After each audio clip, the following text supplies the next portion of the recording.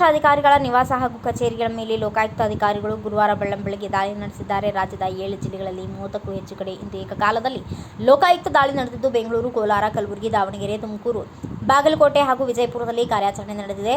ದೂರು ಬಂದ ನಂತರ ಪರಿಶೀಲಿಸಿ ಮಾಹಿತಿ ಕಲೆ ಹಾಕಿ 8 ಮಂದಿ ಸರ್ಕಾರಿ ಅಧಿಕಾರಿಗಳ ನಿವಾಸ ಕಚೇರಿಗಳಲ್ಲಿ ದಾಳಿ ನಡೆಸಿ ಲೋಕಾಯುಕ್ತ ಪೊಲೀಸರು ಪರಿಶೀಲನೆ ನಡೆಸುತ್ತಿದ್ದಾರೆ. ಬೆಂಗಳೂರು ರಾಜಾಜಿನಗರ ಬೆಸ್ಕಾಂ ಇಂಜಿನಿಯರ್ ನಾಗರಾಜ್ ಅವರ ಕೆಆರ್ ಪುರಂ ಬಳಿಯ ಪ್ರಿಯದರ್ಶಿನಿ ಬಡಾವಣೆಯಲ್ಲಿನ ಮನೆ, ರಾಜಾಜಿನಗರ ಬೆಸ್ಕಾಂ ಕಚೇರಿ ಅವರ ಸಿಬ್ಬಂದಿಗರೊಬ್ಬರ ಮನೆ ಮೇಲೆ ದಾಳಿ ನಡೆದಿದೆ.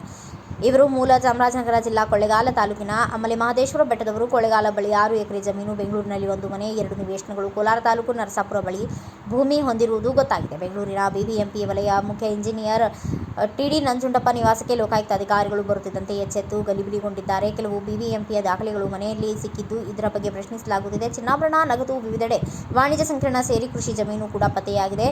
ಬಿಬಿಎಂಪಿ ಆವರಣದಲ್ಲಿರುವ ಅವರ ಕಚೇರಿ ಬಳಿ ಪೊಲೀಸರನ್ನ ನೋಡಿ ಬೆಳ್ಳಂಬೆಳಗ್ಗೆ ಬಂದಿದ್ದ ನೌಕರರು ಶಾಕ್ ಆಗಿದ್ದಾರೆ. ಇದೇ ವೇಳೆ ಬಿಬಿಎಂಪಿಯ ಗುಣಮಟ್ಟ ನಿಯಂತ್ರಣ ಮತ್ತು ಗುಣಮಟ್ಟ ಭರವಸೆ ವಿಭಾಗದ ಕಾರ್ಯನಿರ್ವಾಹಕ ಇಂಜಿನಿಯರ್ ಎಚ್.ಬಿ.